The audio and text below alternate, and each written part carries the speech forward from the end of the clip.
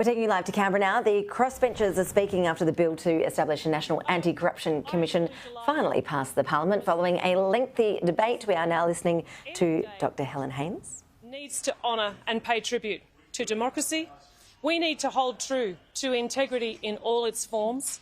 We need to make sure that when those who hold public office do wrong, that they must be made accountable for doing so.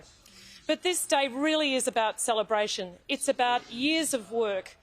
It's about more than a decade of work from the Greens, from my predecessor, Cathy McGowan, from my colleagues on the crossbench in the previous parliament, from my colleagues on the crossbench in this parliament.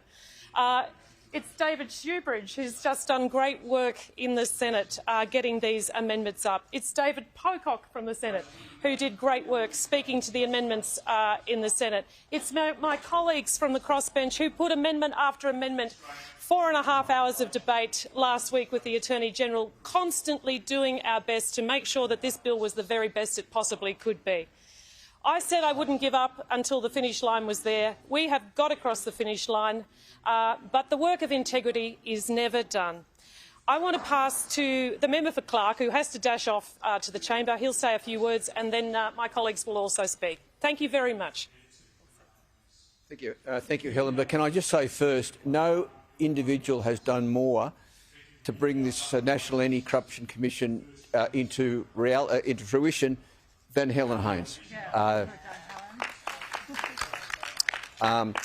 Helen does stand on the shoulders of a great many people who have acted in this place over decades to see a federal anti-corruption commission be realised, but Helen singularly stands out.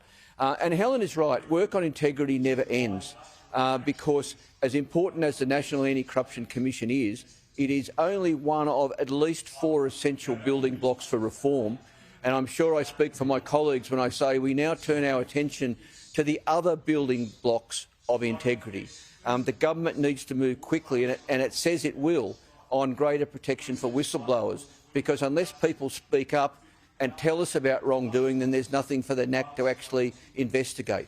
Then we need media freedom laws, so that not only can people spot wrongdoing and speak up, but the media can report it freely without fear of prosecution and bring it to the attention of the public. That will be even more important given the limitation in this bill on public hearings. And then we need political donation reform, because let's face it, no politician or no political party receives vast sums of money without being expected to do something for that investment. No donor hands over vast sums of money without expecting a return on that investment. So we won't rest. We will now turn our minds to the other pillars of integrity, and we will put the pressure on the government to deliver on those. Well, after more than a decade of inaction in the federal parliament, resistance from particularly the former government, today finally we passed a National Anti-Corruption Commission legislation, and that is an extraordinary collective achievement. My party for more than a decade has been championing this important reform. My party for more than a decade has been championing this important reform. But nobody did this alone, and I want to pay credit to all of those in the crossbench, in this parliament and in previous parliaments, who worked together to force this reform on the federal parliament. And let's be clear, it took a decade to make this place move. It took millions of Australians voting for integrity to make this moment happen, and it finally did. I also want to thank my colleagues in the crossbench for softening up the government last week with 4.5 hours of debates on amendments, so we finally got one through, an important amendment through in the Senate. The amendment that we got in the Senate is particularly important because so much of the work of this NACC will be done in private hearings behind closed doors. And we've heard from examples around the country that it's in private, where there's no public scrutiny, that witnesses can find themselves not getting a fair go. We can find excessive powers happening in corruption commissions. And that's why we wanted to ensure, absolutely, that there will be a fully empowered inspector, to ensure natural justice is complied with, to ensure the coercive powers of the NACC will be appropriately used. And thankfully, by working across the parliament, we got that critical amendment through. We're excited to see this happen.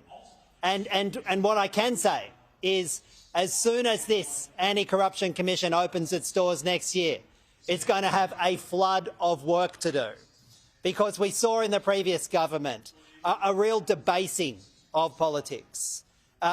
The use of this place, the use of public finances as though it was the playthings of one political party. Well, hopefully that culture will fundamentally change now.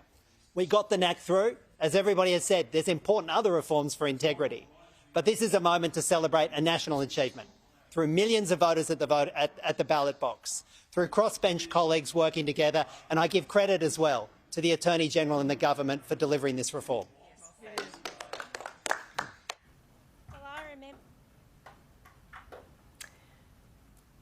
We see the crossbenchers there celebrating the passing of the National Anti-Corruption Commission. It has been a long time coming, plenty of debate in Parliament House over that issue in recent months and years, it's got to be said.